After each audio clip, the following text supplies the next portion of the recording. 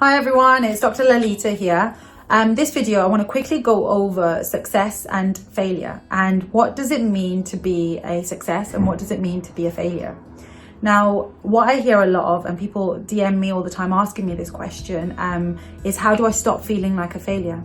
And I respond back by saying, well, what does a failure mean? And they're like, well, you know, when you don't get that job or you don't get the things that you want to get. And I was like, but the things that you want to get and the things that someone else wants to get are very different. So I asked the question again, like, what makes you a failure? Or what does a failure mean to you? And when we stop and when we break down just this definition of failure, we start to identify what failure means for someone.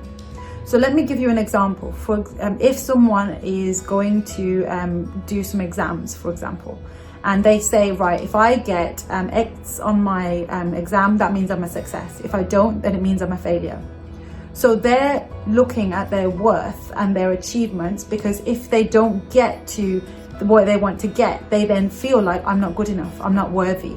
And that's what's being triggered to then make them feel like a failure, where they feel really crap about themselves, where they feel like it's bringing up all these other experiences and all these other things where they have felt like a failure.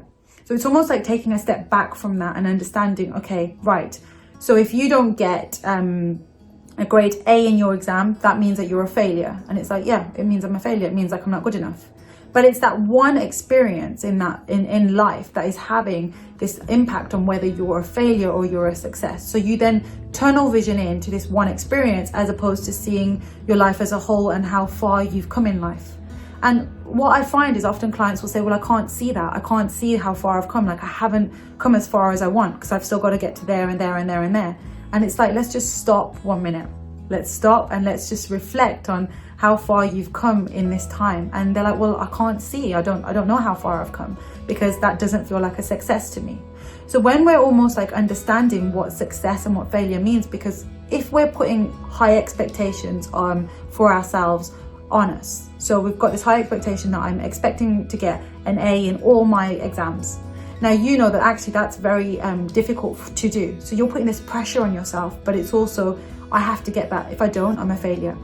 So you've already put the exams and the worth of what you're getting as the value that you hold for yourself. And if you don't feel this success at getting all these A's, that means then that you're a failure. So your equation in your head is, if I get this, then I'm a success. If I don't get this, I'm a failure. But you're relying on the world around you to tell you what you are, as opposed to you feeling it within you. So what I mean by you feeling it within you is that you're feeling and understanding that your value and the success that you hold for yourself doesn't have to be on the external things around you. It's how you are as a person, as opposed to the things that you have and the things that you're getting in life. So don't hold it to the house that I buy or the car that I buy, because if you're constantly seeking validation through the things that you have, you're always going to see yourself as like, what's next, what's next, what's next? And things aren't going to be fulfilling for you. And in some ways, you want to break free from that to be able to feel like, I feel content with what I am. And these things, they're not making me feel worthless if I don't have these things, because I still feel good within myself. And these things, yes, they add extra abilities of you feeling like, okay, I've done this, but you're not holding whether you're a success or a failure. So you're not associating these things to being, I'm a success or I'm a failure, because that becomes very unhealthy, because you're always then looking at the next thing, the next thing, the next thing. So what I say to you is a tip. Write down on a piece of paper, failure, write down success. And what you're doing is you're just brainstorming, what does a failure look like for you? What does a success mean to you? And when you start becoming aware, that's when you then start to become more conscious over your behaviors, over what you're looking for in the world around you. Because you could be you could be in a job, for instance, and you're like, right, I need to keep doing more. And you know that you keep trying to do more and more and more at work and taking on all this work.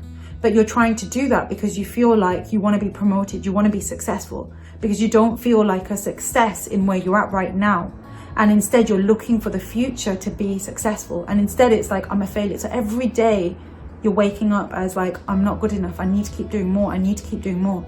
Rather than understanding that I am where I am right now. And yes, have goals in place, but you're not holding on to these goals to then make yourself feel like, okay, finally I'm worth something. And then that's a temporary feeling. And then it's like on to the next thing, on to the next thing.